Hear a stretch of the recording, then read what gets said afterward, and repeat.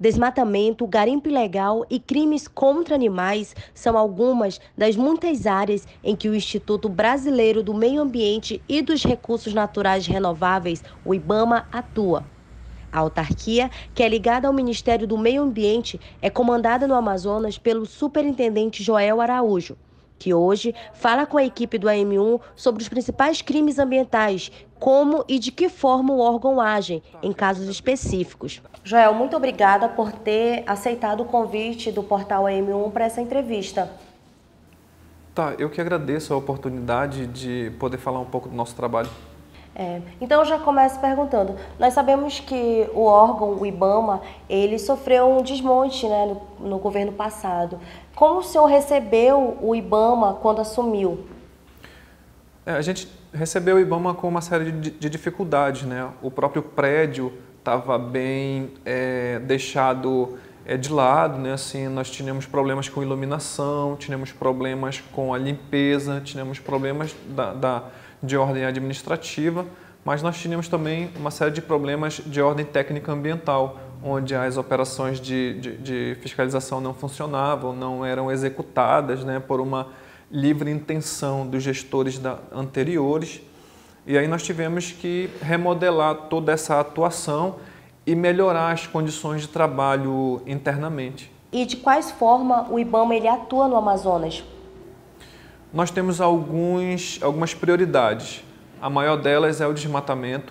Nós temos atuado no sul do estado, nós temos foco em alguns municípios que são prioritários. Então, tanto equipes de fiscalização que vêm de Brasília, quanto as equipes do Amazonas, têm focado principalmente nesse objetivo, que é combater o desmatamento no Amazonas. E quais são os 3 principais tipos de crime que o IBAMA lida?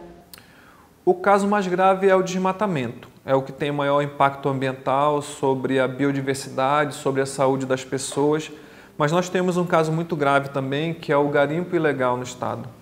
O Rio Madeira, ele tradicionalmente já é um rio onde existe uma grande atuação de garimpeiros ilegais. E hoje esse problema tem se estendido para os afluentes do Solimões. Depois disso nós temos a questão da exploração madeireira no estado também, que é um caso muito grave, que gera enriquecimento ilícito. Quais são os principais impactos desse garimpo ilegal aqui na região? O mais grave deles é a contaminação dos rios pelo mercúrio. E isso se reflete na alimentação dos povos da Amazônia, particularmente das comunidades que se alimentam bastante do pescado. Mas também nós temos uma série de degradações que são decorrentes do garimpo. O garimpo, para funcionar, ele precisa desmontar os barrancos. E esses barrancos, eles são depositados em outros lugares. Então, há o assoreamento do rio em lugares onde antes não tinha. O garimpo também traz uma série de violências para a comunidade. A corrupção, a prostituição e a violência propriamente dita, né? Pessoas têm morrido, pessoas têm sumido. Hoje, quais são os maiores desafios ambientais enfrentados pelo Amazonas e como o IBAMA lida com isso? Como a gente já falou, né, de alguns problemas ambientais do estado, como o garimpo ilegal e o desmatamento, eles são os nossos maiores problemas e a gente tem se organizado para enfrentá-los. Nós temos hoje por volta de 12 agentes ambientais federais, né, que estão em plena atividade. Vamos receber agora 14 novos servidores do cadastro de reserva do concurso 2022. A gente espera ter um concurso público ainda esse ano para o preenchimento de vagas de nível superior e a gente espera ser contemplado também com essas vagas, tanto na área administrativa quanto na área ambiental. Como o IBAMA ele aborda o equilíbrio entre o desenvolvimento econômico e a preservação ambiental ao conceder licenças para empreendimentos no estado? A maior parte dos empreendimentos utilizadores de recursos naturais e potencialmente poluidores no estado, eles são de responsabilidade do órgão estadual de meio ambiente. Mas o IBAMA tem processos de licenciamento no estado, como a extensão elétrica do Linhão de Tucuruí. Falo isso especialmente por conta do que aconteceu no município de Parintins, né? Uma termoelétrica de mais de 40 anos, de 50 anos funcionando, emitindo gases, poluindo. Então, O Linhão de Tucuruí veio para eliminar todos esses problemas e o mais importante de todos foi que não há mais a emissão de gases, né, com essa atividade da termoelétrica no município. Isso com a colaboração do IBAMA no processo de licenciamento dessa atividade. Como o IBAMA realiza a fiscalização de atividades que possam causar danos ao meio ambiente e quais são as medidas tomadas em caso de infrações? Nós temos uma organização interna, nós temos um planejamento. Todo final de ano, em novembro para dezembro, ali, a gente faz uma reunião nacional, elege as nossas prioridades do ano e se planeja.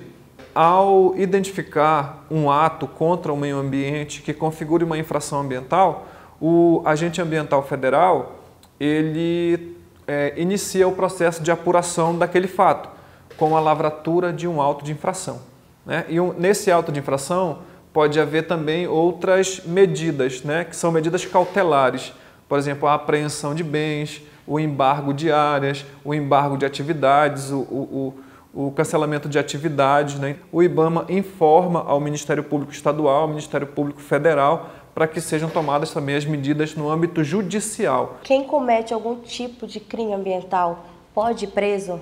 A lei de crimes ambientais, ela prevê a detenção de pessoas que cometem crimes ambientais. Essa detenção ela pode ser de até 5 anos, mas o sistema carcerário brasileiro ele já é superlotado. Então, nenhum juiz dá preferência para que um infrator, um criminoso ambiental, ele fique preso, tendo outras situações de prisão mais graves para que sejam contempladas com o sistema carcerário. Considerando a importância global da Amazônia, como o trabalho do IBAMA no Amazonas contribui para as questões ambientais e climáticas em escala global?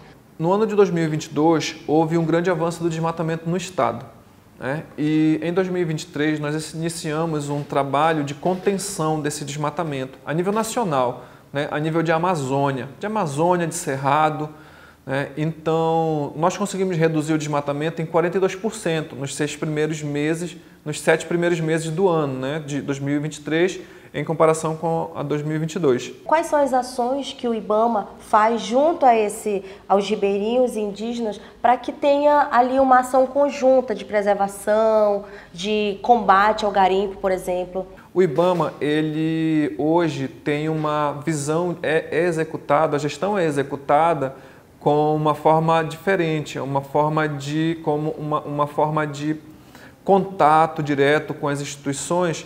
Então a gente acaba tendo muita relação, tendo muita conversa, a gente recebe informações dessas pessoas, mas a gente também incentiva a organização social, a gente incentiva o manejo do pirarucu, por exemplo, que é uma atividade que nós autorizamos, nós licenciamos e que tem dado muitos resultados, né? As pessoas tomam o animal como se fosse propriedade delas, né?